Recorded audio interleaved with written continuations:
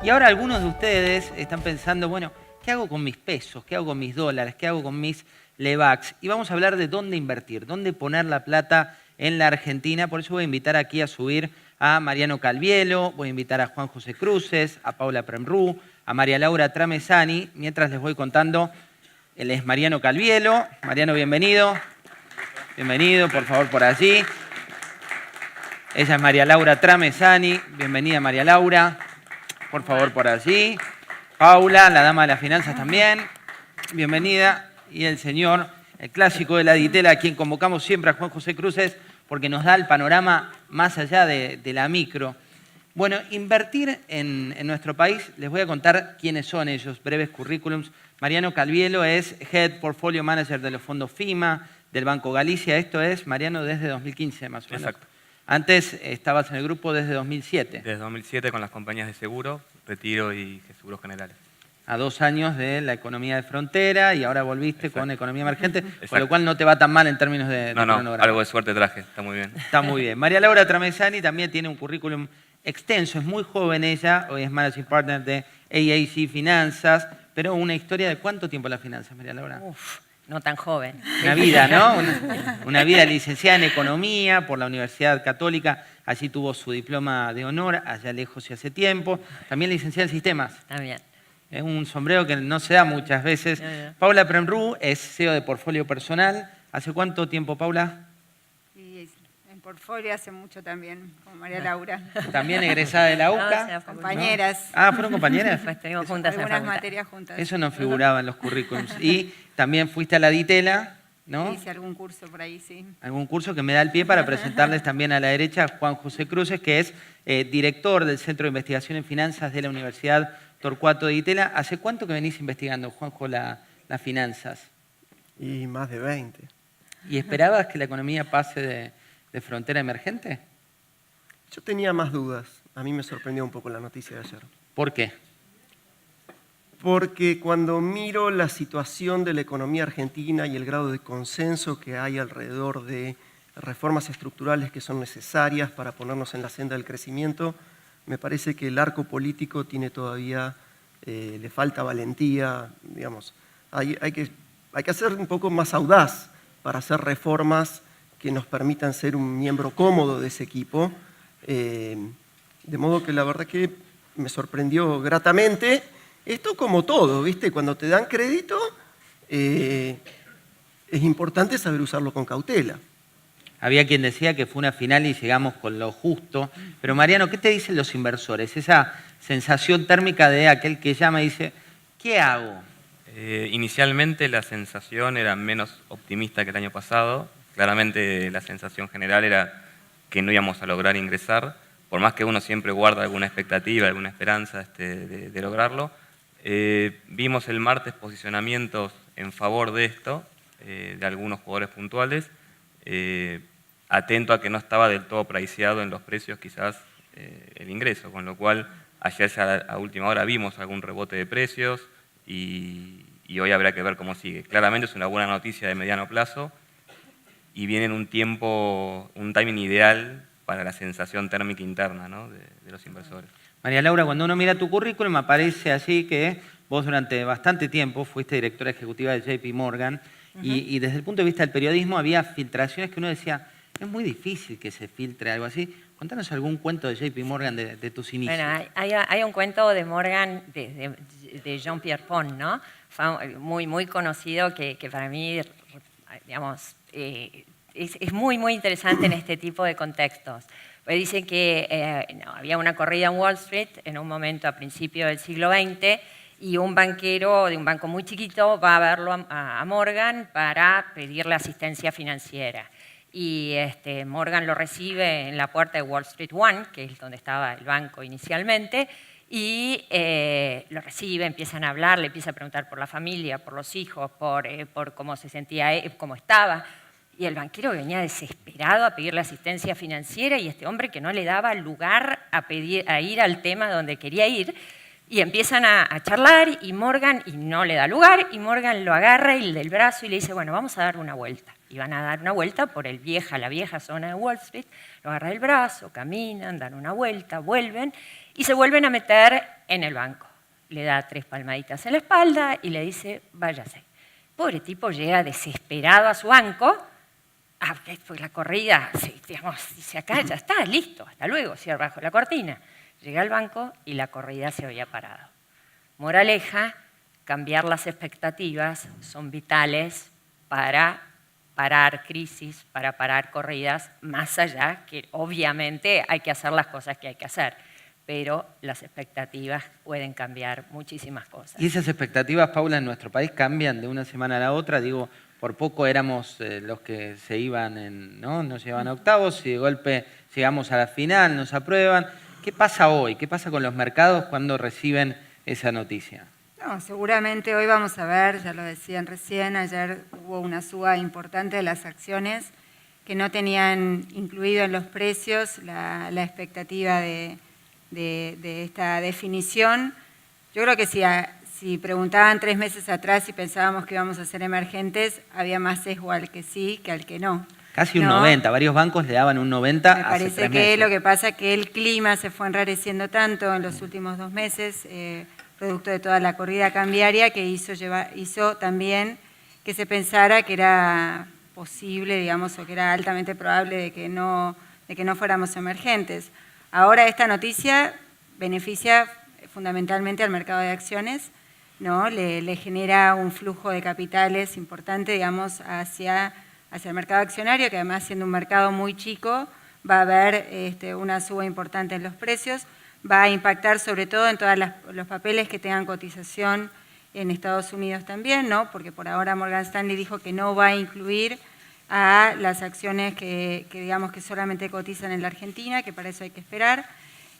Así que creo que la noticia va a beneficiar a eso y podría rebotar un poco sobre el resto de los activos argentinos. Me parece que hoy lo relevante igualmente pasa por otros 2 mercados, ¿no? Que es el mercado del dólar, ¿no? Que es el que está sufriendo una gran volatilidad y es donde están todos los ojos de los inversores puestos. Y después me parece que también sobre el mercado de bonos, ¿no? Que ha visto una caída importante, no solamente en lo que va del año, sino sobre todo en las últimas semanas, que creo que es un poco lo que mencionaba recién Miguel Ángel Broda, de que digamos, los mercados de bonos empiezan no solamente a preocuparse por la cuestión del financiamiento, que si querés el acuerdo con el Fondo Monetario ayuda a despejar los vencimientos de este año y el próximo, sino que creo se empieza a preocupar sobre qué va a pasar con el contexto político en el 2019. Es interesante, Juanjo, para tomar el primer disparador que nos da Paula, que tiene que ver con el dólar. Para ustedes que no lo conocen habitualmente, él tiene matrices y te manda cosas y estudia en profundidad. ¿Por qué los argentinos y el dólar tenemos esta relación? ¿Y qué pasó con el que invirtió en otras cuestiones y no puso plata en el dólar? Bueno, los argentinos tenemos esto como un mecanismo de supervivencia, simplemente porque los derechos de propiedad han sido vulnerados groseramente en los últimos 70 años de historia argentina y la gente sencillamente encuentra que lo más conveniente para canalizar su ahorro es ahorrar comprando los dólares que puede y guardarlos en el colchón. Ahora, pasado cierto nivel mínimo de reservas de liquidez en dólares, hay opciones en el mercado muchísimo más atractivas. Justo el otro día estaba haciendo la cuenta, porque después del dólar lo que hacen los argentinos cuando el colchón está muy duro de tantos dólares se compra un departamento. Y parece que es como la mejor inversión del planeta. Si vos en 2009, hace varios años yo vengo diciendo que el precio de la vivienda está exorbitantemente caro para la capacidad de pago de los argentinos y sugiriendo estrategias de inversión concordantes con eso. Por ejemplo, vende departamentos y colocate en otros activos. Si en 2009 vos vendías un departamento en Buenos Aires y con esa plata te comprabas bonos argentinos o acciones argentinas, hoy te comprás entre 30% más metros que los que tenías inicialmente y 200% más metros. O sea, vendiste un departamento y hoy te compras 3, por ejemplo, si invertiste en el Merval. Lo único que estoy tratando de decir es que cuando uno piensa en inversiones, si bien las inversiones financieras requieren un mayor nivel de análisis y sofisticación, realmente vale la pena hacerlo. Mariano, acá pregunta que llega vía nuestro tag, recuerden finanzas, te dicen el tema de aconsejar una cartera de inversión, ¿no? En un contexto en el cual hay turbulencias a nivel global, que hay turbulencias a nivel local. ¿Cómo aconsejás esa cartera de inversión? Tomando un poco el comentario del dólar, en los últimos años la estabilidad del tipo de cambio dio cierta sensación que posicionarse en pesos era siempre una estrategia ganadora, y en los últimos meses el inversor se dio cuenta que breves variaciones del tipo de cambio te arruinaban el carry de un montón de tiempo. Entonces, nos parece que es hora de alinear los objetivos de la inversión con el horizonte que uno tiene dispuesto. Es decir, si uno está invirtiendo en el mediano o largo plazo, diversificar monedas siempre es saludable, e incluso cuando uno mira el tramo pesos, comenzar a mirar otro tipo de activos que son como nuevos para nosotros, aquellos que ajustan por inflación, por ejemplo. Es decir, fueron activos que estuvieron con un index que siempre marcaba 10%, eran activos que no tenían valor, pero hoy en día tienen spreads muy altos con respecto a lo que venían cotizando, y es una manera de generar ahorro en términos reales que de alguna manera capturás la suba del dólar en algún punto, ¿no? Con lo cual me parece que tienen que empezar a mirar otras cosas y armar la cartera para el plazo en el que uno está imaginando la inversión. María Laura, Sí. el tema de carteras, plazo fijo, dólar. Mira, yo antes de ir a eso creo que momentos como los que hemos vivido uno tiene que volver a lo básico y mirar, digamos, su patrimonio como patrimonio íntegro y saber, digamos, volver a tomar definiciones básicas. ¿Cuánto de mi patrimonio es líquido? ¿Cuánto de mi patrimonio es en activos fijos? De ese patrimonio que tengo en activos líquidos, tengo otra vez que volver a ser OM y decir cuánto va a Argentina, cuánto va al exterior, porque Argentina lamentablemente fue, es y esperemos que no siga, pero es Argentina. Entonces, hecha esa división, ni el 100% de los activos líquidos tienen que estar en Argentina, ni el 100% deberían estar afuera. Pero en esa combinación, que cada uno tendrá que hacerla con prudencia y sabiduría, pero hay que hacerla. El segundo tema que hay que hacer dentro de los activos afuera de Argentina es tener en cuenta una buena, lo que nosotros llamamos asset allocation, es decir, cuánto entre bonos y acciones voy a sostener. Porque ese asset allocation hace al 65% de la performance de mi portafolio en los mercados de afuera. Es decir, no estoy teniendo que buscar perlas, sino de tener una visión estratégica sobre mi portafolio, tener una visión disciplinada y luego eso con consistencia genera performance. De hecho, hay una estadística también hecha por Morgan, digamos, que desde 1950, si uno hubiera sostenido por entre 5, 10 y 15 a 20 años un portafolio en el exterior, desde 1950 hasta 2017, sostenido 5 años, no importa qué periodo uno hubiera tomado, nunca, jamás hubiera perdido dinero, jamás. Y si este portafolio uno lo sostenía 20 años con un asset allocation donde diversificaba entre bonos y acciones, el promedio en 20 años, es decir, promedio, el mínimo que uno hubiera podido ganar era un 5% en dólares anual durante 20 años y un máximo de un 14% anual durante 20 años. Eso implica disciplina y, les diría, una buena diversificación y diversificar también entre países desarrollados y hoy emergentes. El amigo Balconada Mon diría disciplina del éxito, que es su programa en La Nación Más, pero a esa disciplina en la Argentina, cuando uno la lleva, contanos un poco del teléfono, el teléfono tuyo o el teléfono de algunos de tu equipo, las últimas 3 semanas en nuestro país. No, lo que pasa mucho en estos momentos es que el inversor conoce su verdadero aversión al riesgo, ¿no? Se sentían muy cómodos en determinados productos que cuando ocurre un cambio de escenario tan abrupto como el que tuvimos nosotros se dan cuenta de que no toleran ese nivel de riesgo, ¿no? Entonces uno, el teléfono suena insistentemente, hacemos un poco de psicología, porque tampoco son buenos momentos para actuar en función del pánico, ¿no? Digamos, haber diseñado quizás una estrategia de inversiones en función de un determinado escenario, que después ese escenario no se cumple, salir desesperadamente a cambiar todo también puede ser una mala decisión. O sea, el pánico es la ¿no? peor inversión para... Claro, y es lo que uno trata de controlar en momentos como este, de poder mantener la cabeza fría que es difícil, ¿no? Porque si todos los días, como nos pasó en las últimas semanas, en el medio de una corrida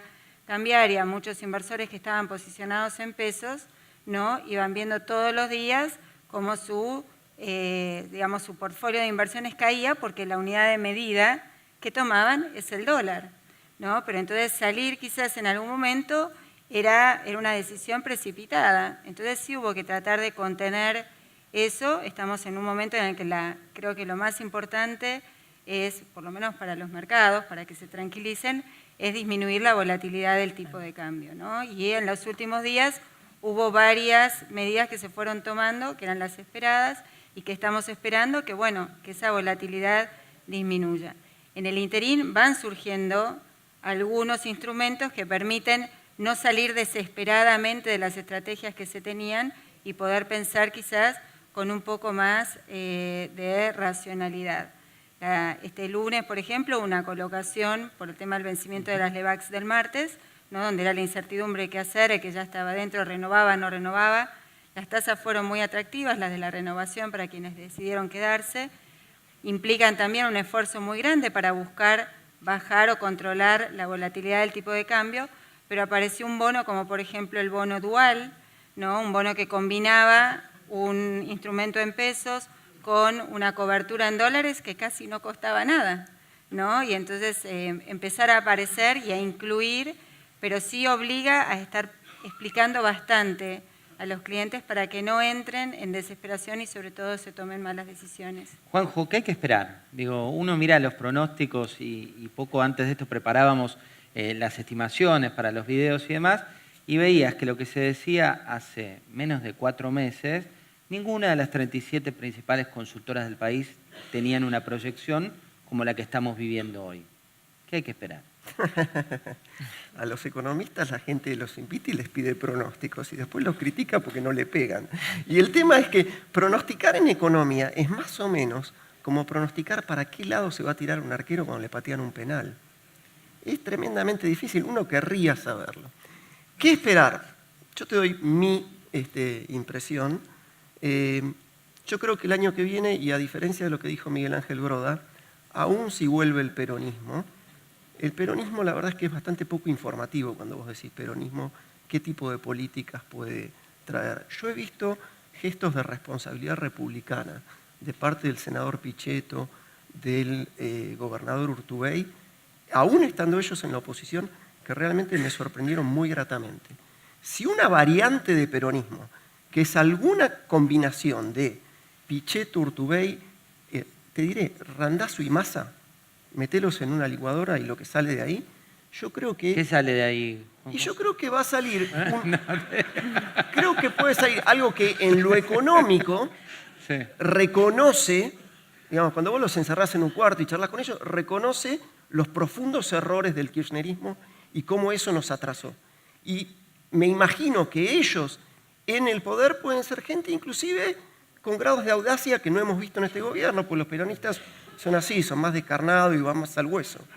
Eso tiene una implicancia para este panel, que es, ¿sabes qué? Argentina está re barata. Yo comparto plenamente lo que dijo María Laura, diversificar internacionalmente y pensar cuál es el mix de desarrollados emergentes que te viene bien. Pero por cuestiones tributarias, por cuestiones de mayor familiaridad informativa, etc., conservar una parte del portafolio en Argentina y en inversiones financieras estás comprando re barato.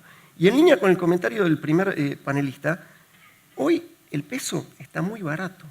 Sí. Colocarte en un bono ajustado por inflación, que vence, hay uno que vence en 2021, hay otro que vence en 2038, y te pagan una TIR de más o menos 8%.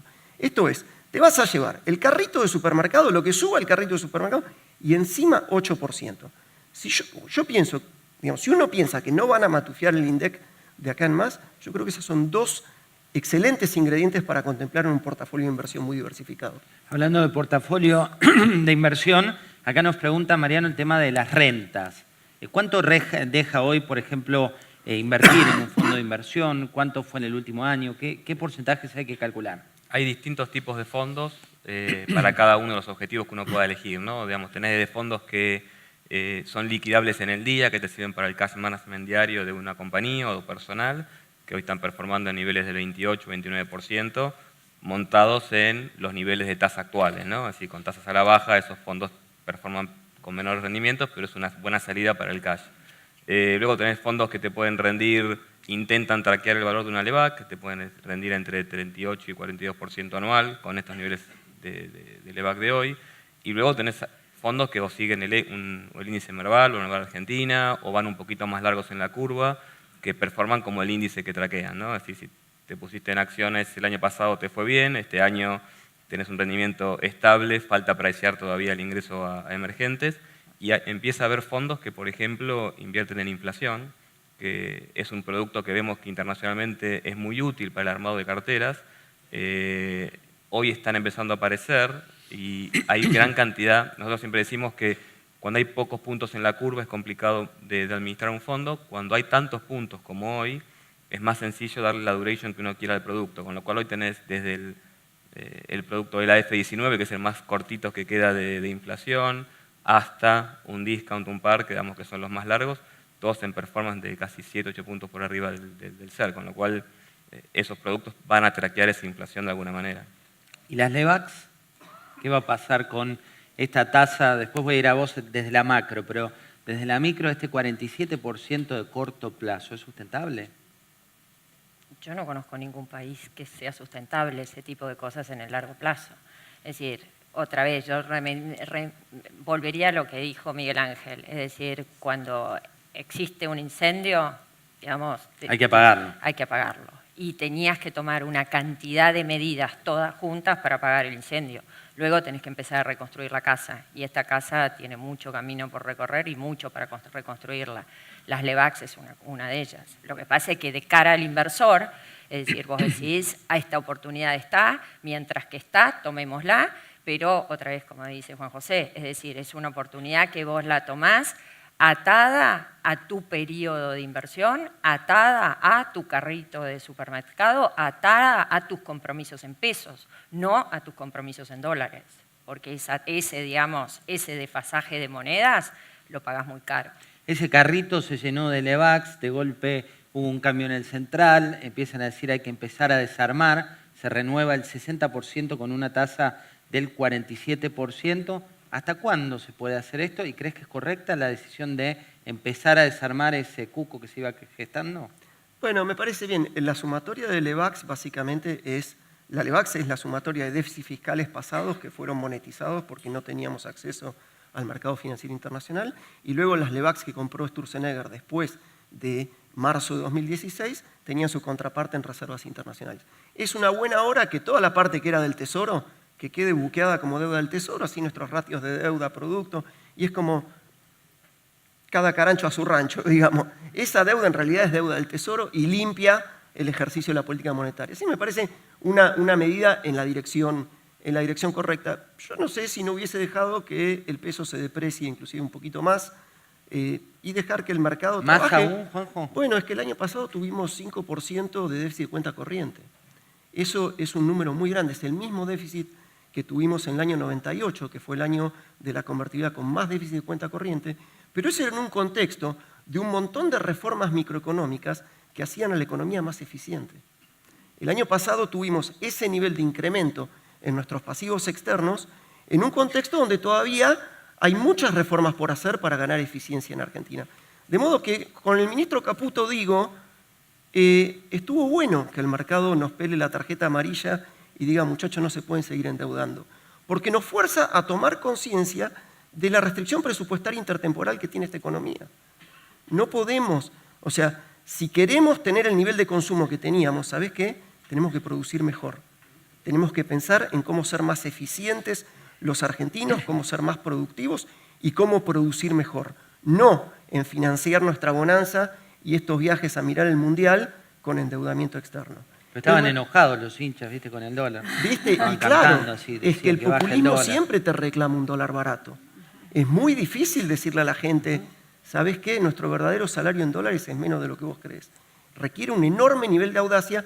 El gobierno de Cambiemos no se animó a sincerar esto por propia voluntad y por eso creo que, como yo interpreto al ministro Caputo ayer diciendo fue lo mejor que nos pudo haber pasado, es bueno, a Dios gracias el mercado nos impuso un poco de disciplina que nos fuerza a cuadrar las cuentas fiscales con algo más sostenible. Ahora, el ministro Duhovne a la noche dijo, qué buena noticia que ahora nos vuelven a abrir la canilla. Bueno, la canilla que nos abren es del mercado de acciones, no exactamente del mercado de deuda. ¿Cómo conjugo esas dos cosas de los ministros?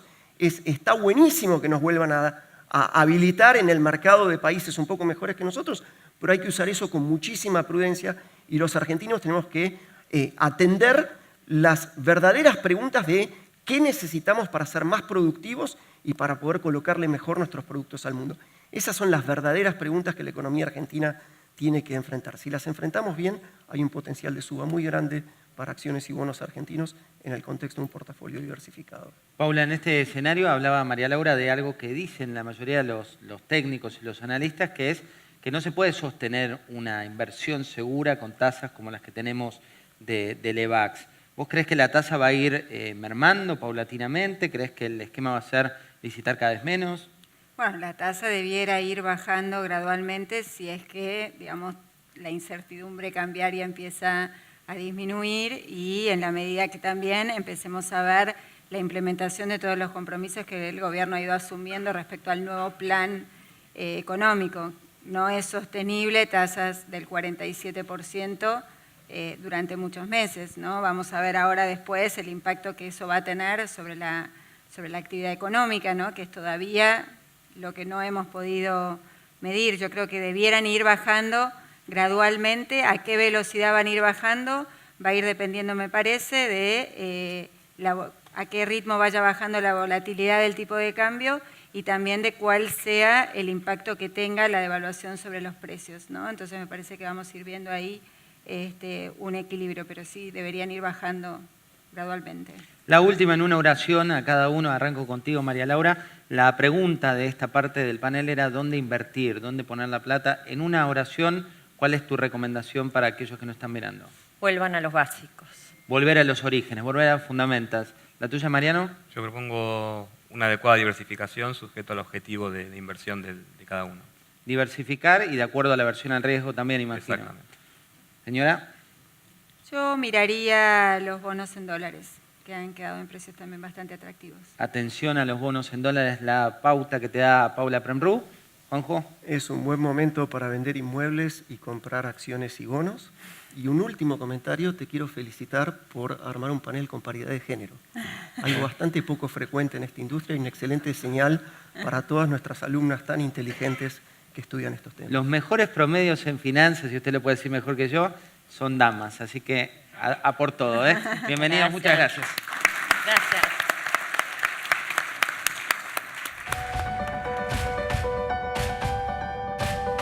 La decisión de ir al fondo lo que muestra es una vulnerabilidad que es mejor afrontarla de manera colectiva, entendiendo de dónde viene, etc. Pero muestra eso, muestra algo que estaba, si querés, implícito en cuál es la estructura económica argentina, cómo se ha crecido, cómo ha costado crecer y por qué, el nivel de inflación, el hecho de tener déficit fiscal, que quiere decir que el Estado gasta más de lo que tiene, uno de cada 5 pesos que tiene que gasta el Estado Nacional no lo tiene, y lo que se llama déficit de cuenta corriente, que quiere decir que estamos consumiendo más de lo que producimos, entonces dependemos de que alguien nos financie el resto. Entonces esas son cuestiones estructurales, ¿sí? Y estaban implícitas o estaban tapadas por el hecho de que Argentina estaba recibiendo financiamiento abundante. Cuando eso se corta, esas vulnerabilidades que estaban ahí, que no es que no existían y se desarrollaron en los últimos 15 días, se hacen visibles.